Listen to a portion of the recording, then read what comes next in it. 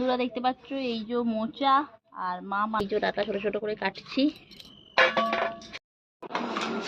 মিনাল কোথায় গেল? কি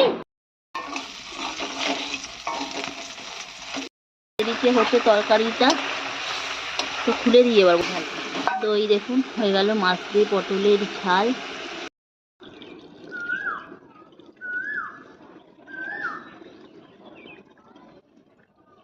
নমস্কার, কেমন আছেন সবাই? সঞ্চিতার ডেলি লাইফস্টাইল ব্লগে সবাইকে অনেক অনেক স্বাগত। আর আমি সঞ্চিতা চলে এসেছি আপনাদের কাছে একটা ডেলি লাইফস্টাইল ব্লগ নিয়ে। আর সকাল সকাল ডাকছে কোকিল, তো দেখতেই পাচ্ছেন আমি একটু মোচা নিয়ে হাজির হয়েছি। আর আমাদের আজকে বানানো হবে মোচার পকোড়া। আর এখানে মা মোচাগুলোকে কেটে নিচ্ছে।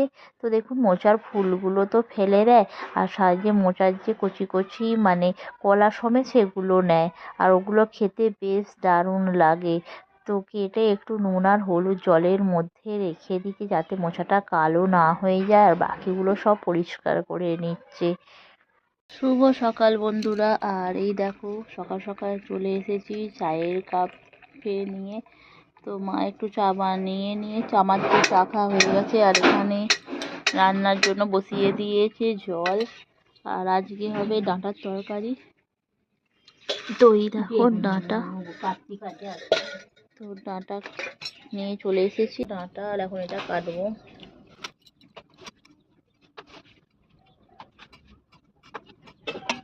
এই যে ডাঁটা ছোট ছোট করে কাটছি।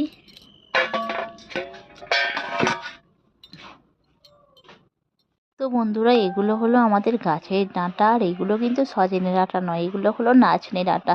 আর এর ভিতরে অনেক শাঁস থাকে, খেতে খুব মিষ্টি হয়। আর একটু ডাঁটা কাটার একটু ঝামেলা আছে, ওই ডাঁটার আঁশগুলো যেহেতু অনেক, তো তুলতে একটু ভালোই দেরি হয়। ভাতটা হয়ে গেছে। আর এখানে আলু সিদ্ধ হচ্ছে, ডাঁটা আলুর তরকারি, মুগের ডাল, একটু মোচা কেটেছিল তো মোচার হবে বড়া আলু দিয়ে। এখন বেসন দিয়ে চটকে মাখবে, বড়া হবে। আর এই যে ডাটা ফাটা সব কাটা। তো দেখতেই পাচ্ছেন হয়ে গেল আমাদের ডাল, মুগের ডাল। পাচ্ছেন ডাঁটাটা নুন আর হলুদ জল দিয়ে একটু সিদ্ধ করা আছে, যেহেতু মোটা মোটা ডাঁটা তো এটা ঢাকা দিয়ে দেব। আর ওখানে মোচাটা মা কেটে তো মোচাটা সিদ্ধ হচ্ছে মোচার পকোড়া করার জন্য। এখানে সমস্ত টমেটো, পেঁয়াজ, আদা, রসুন, লঙ্কা সমস্ত কিছু মানে কাঁচা আছে, আজকে কিছু বাটা হয়নি, তাদের সব চেঁচে দেওয়া হয়েছে যেহেতু কাজের